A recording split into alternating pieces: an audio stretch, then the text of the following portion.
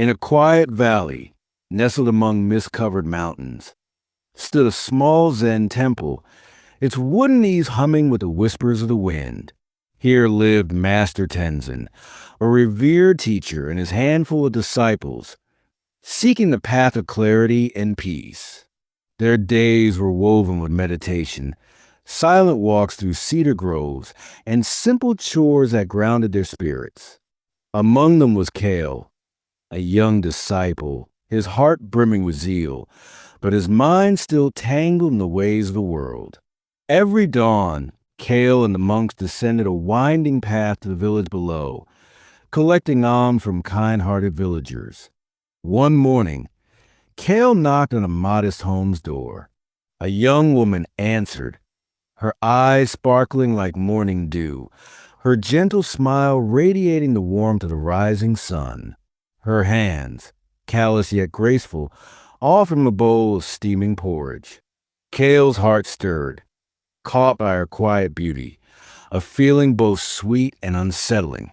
He thanked her, his voice faltering, and returned to the temple, her image flickering in his mind like a candle in the wind.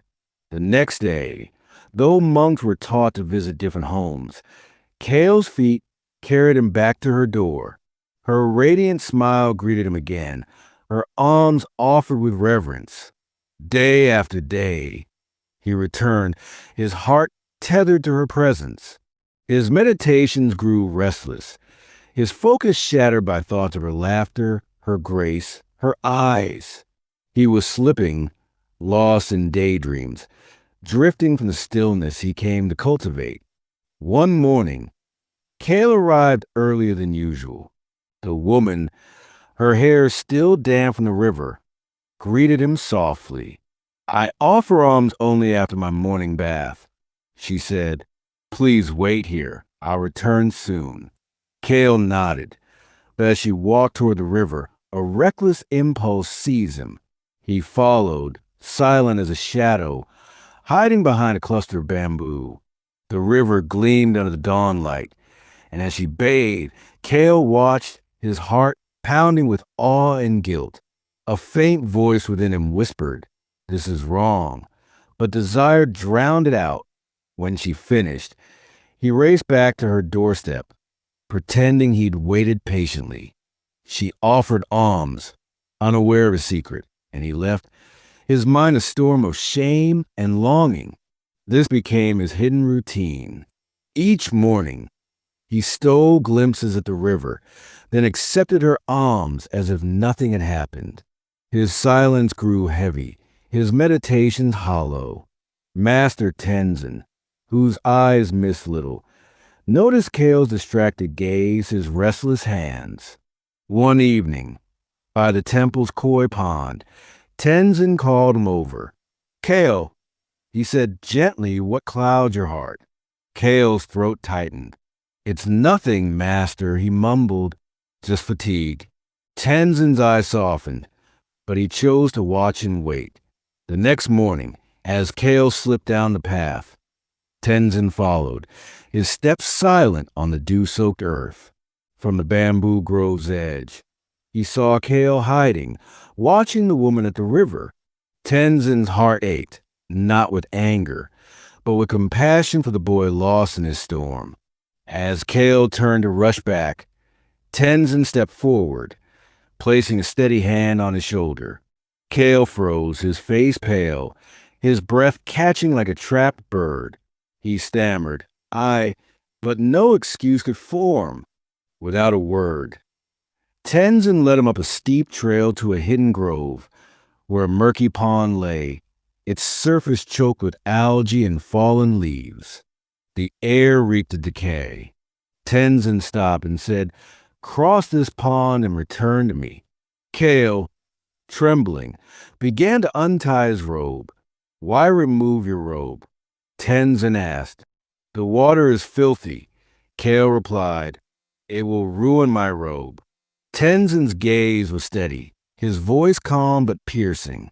"You guard your robe, a simple piece of cloth, yet you let your mind, your most precious treasure, be stained without hesitation." He pointed to the pond. Desire is like this water. It seems inviting, but stepping carelessly, and it clings, pulling you deeper. Each indulgence sinks you further until you forget how to stand. Kale's eyes filled with tears. The weight of his actions crashed over him. Master, he whispered, I've strayed. Please forgive me. Tenzin's expression softened, his hand resting on Kale's shoulder. The path is not lost because you stumbled. It is lost only if you refuse to rise. Return to your practice, Kale. Guard your mind as fiercely as you guard your robe. From that day, Kale vowed to reclaim his path. He stopped visiting the village, meditating instead by the temple's clear stream, letting its waters mirror his intent to cleanse his mind. He faced his desires with awareness, watching them rise and fall like leaves on the wind. The struggle was fierce, but each moment of mindfulness strengthened him. Years later, Kale became a teacher, his words heavy with hard-won wisdom. He told his students, the mind is a garden. What you plant grows. Sow seeds of clarity, and you will harvest peace. In today's world, many face Kale's struggle, especially when temptation is just a click away. The internet's endless stream of explicit content plants seeds in the mind, growing into obsessive thoughts. These aren't random. They're fed by what we choose to see and dwell on. Sexual urges are human, but when they dominate, they steal focus, peace, and purpose. To break free, cut the source. Avoid content that fuels lust, videos, images, suggestive media. Replace them with what uplifts, books, music, conversations that inspire. Meditation is your ally. It trains the mind to observe thoughts without being swept away, like watching clouds drift across a clear sky. Over time, unwanted thoughts lose their grip and the mind grows calm, focused, strong. The victory isn't in never feeling desire. It's in choosing what to do with it. As Tenzin said, the path is not lost in stumble, but in refusing to rise. Protect your mind, nurture it, and it will carry you far.